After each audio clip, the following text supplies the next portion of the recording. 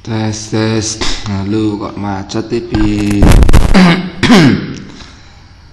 Kok macet ki piye? Kok macet ki piye?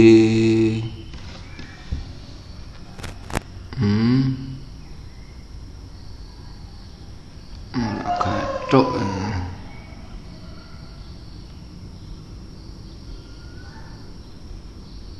Ora gathuk.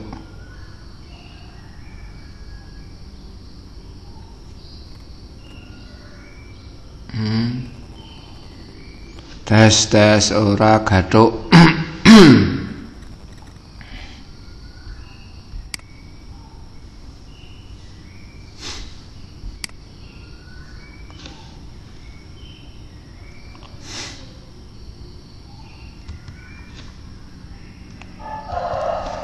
Halo, selamat datang. Jumpa lagi di Pak Cim 71 channel. Saya akan menyampaikan materi tentang pendidikan agama Kristen. Ya, pendidikan agama Kristen dan budi pekerti SMP kelas 8 bab 15. Judulnya Allah tetap bekerja. Itu apa maknanya secara singkat?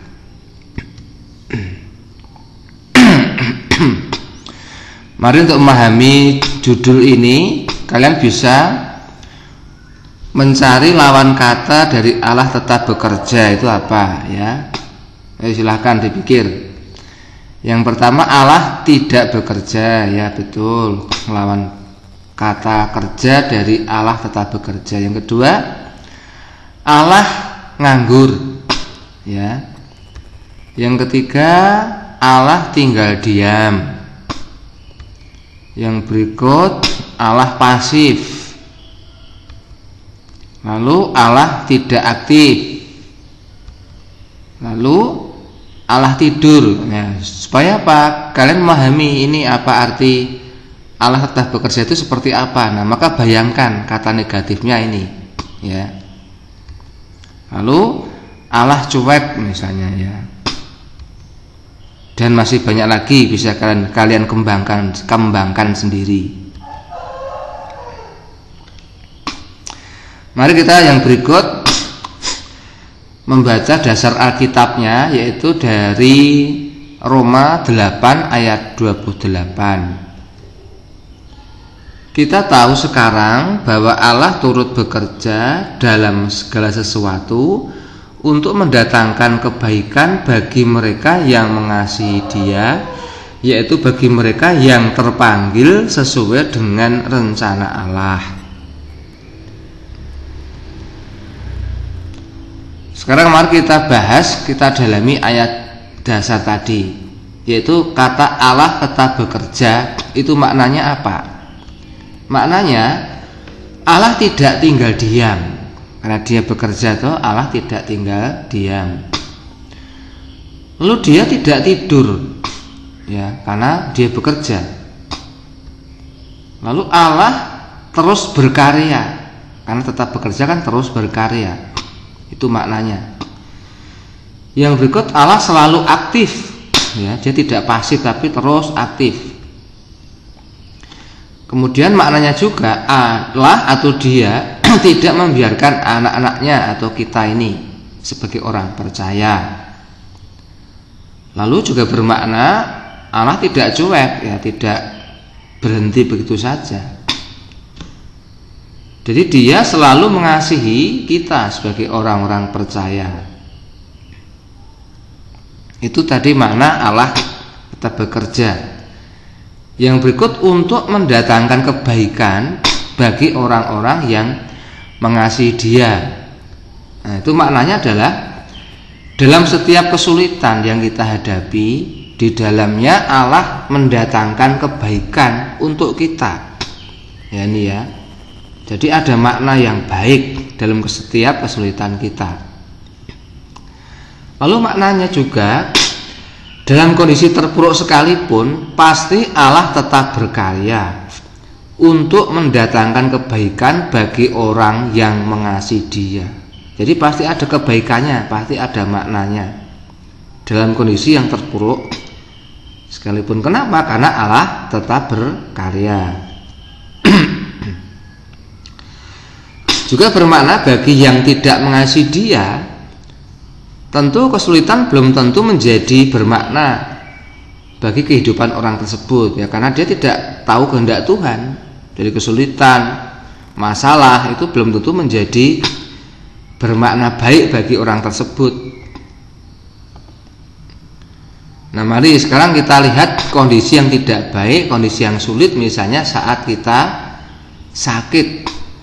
Nah, apa kebaikan yang diberikan Allah untuk kita? Mari coba, kira-kira apa pada waktu sakit misalnya. Jadi maknanya, harus beristirahat, harus berhenti, harus rehat. Jadi ada kalanya orang itu harus berhenti, stop itu ya.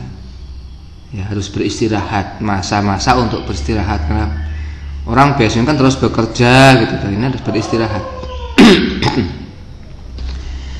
Lalu pada saat sakit itu kebaikannya apa? Justru pada waktu sakit, coba, pasti orang banyak berdoa kan, lebih banyak menyebut nama Tuhan kan. Berarti dia lebih merasa dekat pada waktu sakit. Jadi kan ini sesuatu yang bermakna kan, bermakna baik.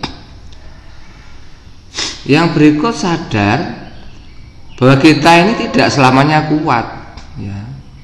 Tidak boleh sombong kemudian kan, sehingga pasti ada masa-masanya kita akan mengalami namanya hidup lemah, sakit gitu ya, seperti itu. Kemudian pada saat sakit kita menjadi sadar bahwa kita itu orang yang harus menurut orang lain, menuruti perintah dokter. Mungkin selama ini kan kita semaunya sendiri ya, tidak pernah mendengar nasihat orang lain, tidak pernah menghargai pendapat orang lain. Tapi pada waktu sakit ya harus manut, harus menurut apa kata dokter ya, supaya apa? Sembuh kan. Dan yang paling jelas makna yang baik adalah apa? Tahu artinya, nikmatnya hidup sehat justru pada saat sakit. Kemudian yang lebih baik lagi menyadarkan bahwa ternyata supaya hidup itu tidak sakit harus dijaga seutuhnya. Pola hidup, pola makan, pola pikir, mungkin ya, beribadah, berdoa, itu harus dirawat, harus dijaga. Itu pada saat sakit.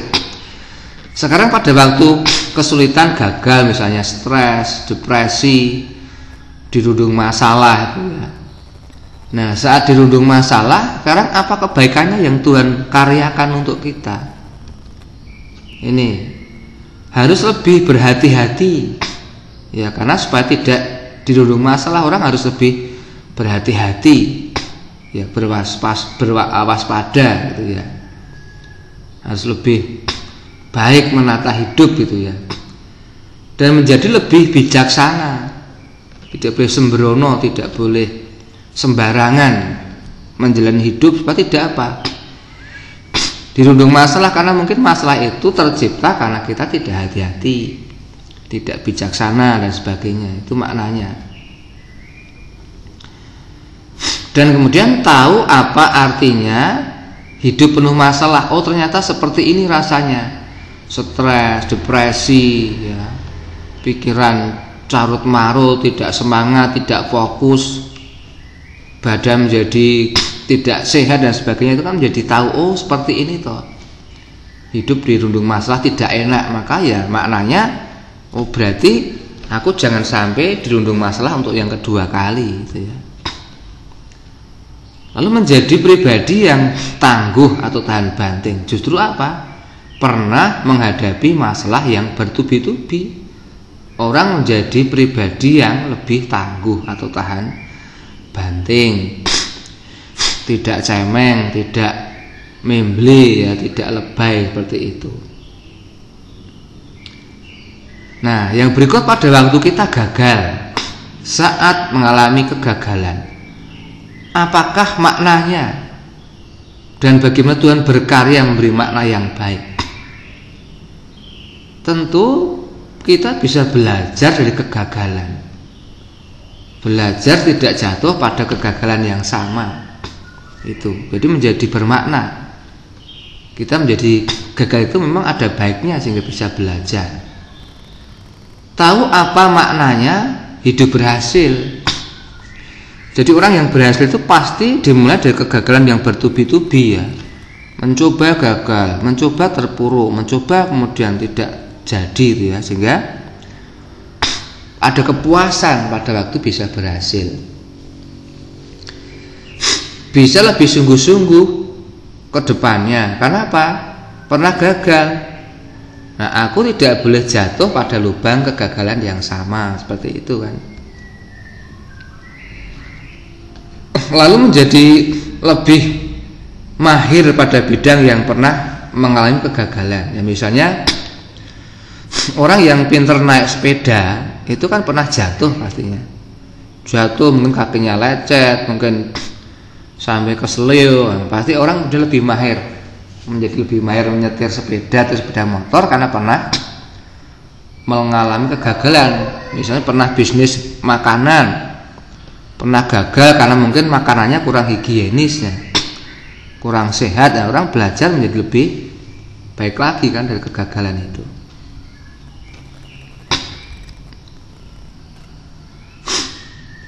Nah, kalau kita sedang mengalami kesenangan dan keberhasilan, ya jangan banyak tanya deh, pasti maknanya baik kan. Nah, harusnya selalu mendatangkan kebaikan dan rasa syukur bagi yang mengalami. Tetapi belum tentu, karena semua bergantung pada pribadi masing-masing.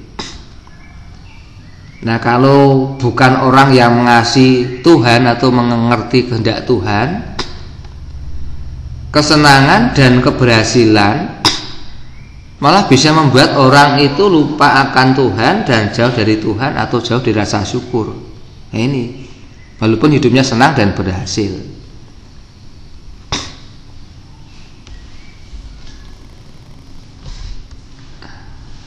Nah, sekarang kesimpulannya apa? Jadi Allah itu tetap bekerja atau selalu bekerja atau selalu berkarya dalam segala situasi, baik suka maupun duka, untuk mendatangkan kebaikan atau hidup yang bermakna baik bagi orang-orang yang mengasihi Dia atau bagi orang yang percaya kepadanya atau taat kepada Tuhan. Ya, beginilah akhir dari pelajaran kita. Terima kasih telah menonton.